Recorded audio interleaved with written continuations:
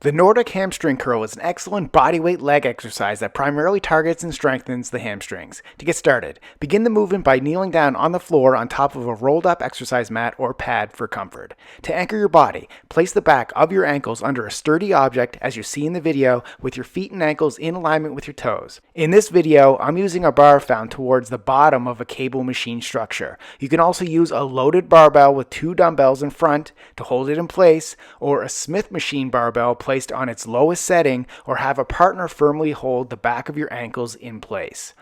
While kneeling, your shoulders should be over your hips with your abs and glutes contracted, neck in neutral position with your chin tucked as if you were trying to hold an object in place.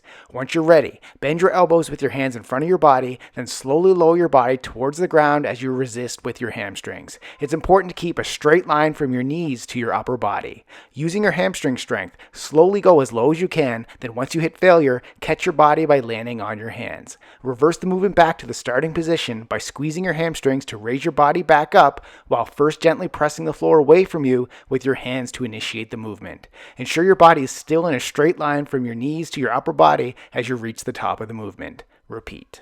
Subscribe to get a new exercise video every day.